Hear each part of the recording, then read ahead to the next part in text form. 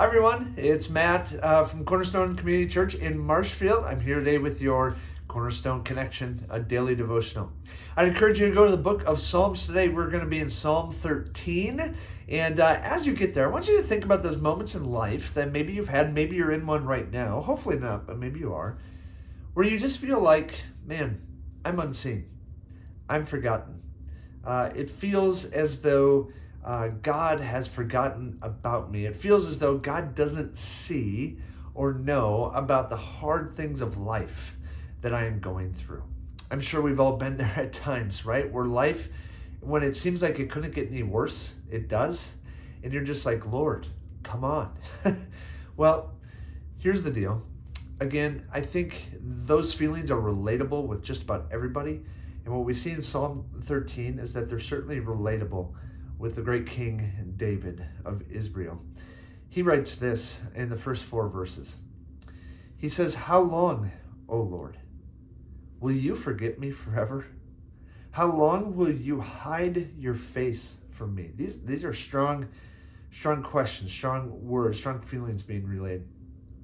Verse 2, "How long must I wrestle with my thoughts and every day have sorrow in my heart? How long will my enemy triumph over me?" Verse 3, "Look on me and answer, O Lord, my God. Give light to my eyes, or I will sleep in death. My enemy will say, I have overcome him, and my foes will rejoice when I fall." David is in the valley, isn't he? David is at a low. He's experiencing defeats. He is feeling forgotten. He is feeling unseen. Perhaps he's even feeling rejected by God. And he's asking God to look on him. He's asking God to give him victory, to help raise him up, to take him from the low to the high, from the down to the up, from the valley to the peak. He's asking God for that. And I want to pause there in that psalm, and we'll come back to it. But I want to take us to the New Testament in 2 Peter chapter 3. You know, David is feeling forgotten. And in 2 Peter 3, the Apostle Peter, he instructs his listeners, he instructs his readers with these first words. He says, "But do not forget this one thing." And I'm going to read on here, friends, but I just want to pause and say, in those moments where we feel like David, how important is it to remember the words of Peter as he begins, "But do not forget this one thing, dear friends. With the Lord, a day is like 1,000 years, and 1,000 years are like a day. The Lord is not slow in keeping his promise, as some understand slowness. He is patient with you, not wanting anyone to perish, but everyone to come to repentance.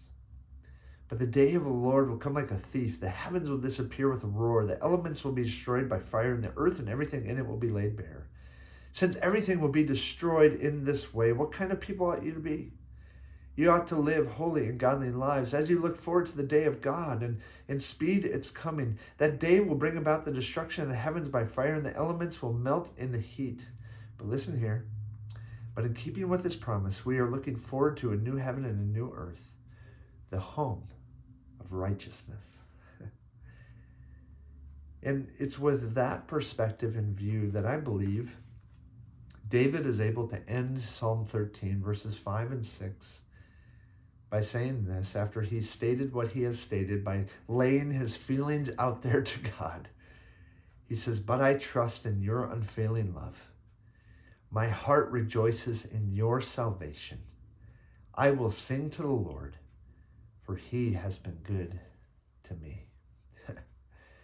Friends, I need this reminder today, and maybe you do too. In those moments when we're feeling unseen, forgotten, even rejected, may we call to mind the promise of God that he will not be slow. He knows what his promise is. He's going to fulfill his promise.